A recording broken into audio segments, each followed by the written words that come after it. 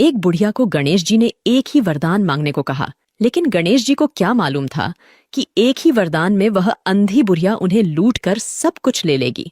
एक समय की बात है, एक गांव में एक अंधी बूढ़ी औरत रहती थी। उसके परिवार में उसका एक बेटा, बहू और बीमार पति शामिल थे। उनकी आर्थिक स्थिति बहुत कमजोर थी।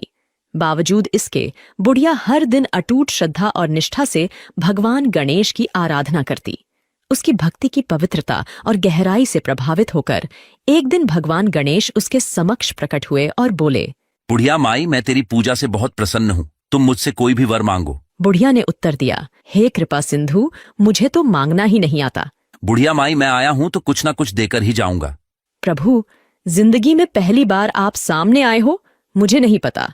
इस समय आपसे क्या कहूं, आपको देखकर ही मेरी सारी इच्छाएं खत्म हो गईं। गणेश जी ने मुस्कुराते हुए कहा, बुढ़िया माई, मैं कल फिर आऊंगा।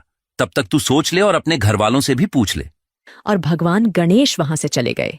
बुढ़िया ने अपने परिवार को इस अद्भुत घटना के बारे में बताया कि गणेश जी ने उससे केवल एक वरदान मांगने को कहा है। वह उनसे क्या मांगे? माँ, हमें अमीर बनने का वरदान मांग लेना चाहिए। बहू ने कहा, माँ, आप मेरे लिए संतान मांग लीजिए, आपका वंश चलता रहेगा। फिर उसने अपने बीमार पति से पूछा, अरे भाग्यवान, तुम मेरे लिए अच्छी सेहत मांग लो। बुढ़िया सोच में पड़ गई। अरे, यह सब तो अपने अपने मतलब का मांग रहे हैं, क्यों ना मैं एक बार पड़ोसन से पूछ लूं। उसने तब अपनी पड़ोसन से भी इस बारे में राय मांगी, जिसने कहा, तुम्हें न तो धन मांगना चाहिए, न ही घर। अपने लिए आंखें और घुटने मांग लो, जिससे तुम स्वतंत्र रूप से चल सको और दुनिया देख सको। बुढ़िया घर वापस आकर गहरी सोच में डूब गई कि ऐसी चीज मांगने चाहिए कि घर वाले भी खुश हो जाएं और अपना काम भी हो जाए। वह बूढ़ी औरत सारा दिन सोचती रही, गणेश जी ने तो एक वरदान मांगने को कहा है, अब मैं किसके लिए क्या क्या मांगू? कुछ ऐसा मांगना पड़ेगा कि सबका काम हो जाए। जब सुबह हुई और बुढ़िया ने फिर से अपनी नित्य की पूजा शुरू की, तो भगवान गणेश ने वादे के अनुसार पुनः उनके समक्ष प्रकट होकर पूछा, माई, सोच लिया? अब बता क्या मांगती है?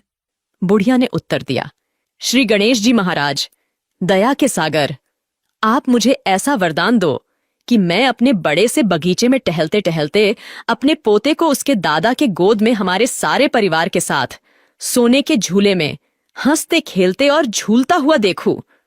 गणेश जी ने स्नेहपूर्वक मुस्कुराते हुए कहा, माई, मैंने तो तुम्हें एक वरदान मांगने को कहा था, लेकिन तूने तो मुझे ठग लिया।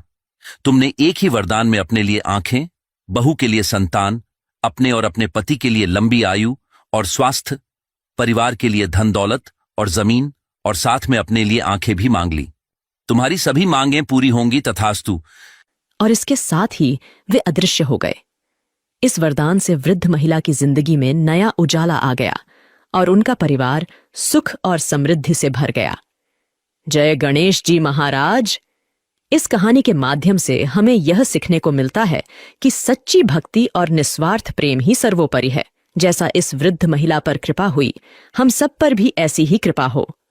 धन्यवाद।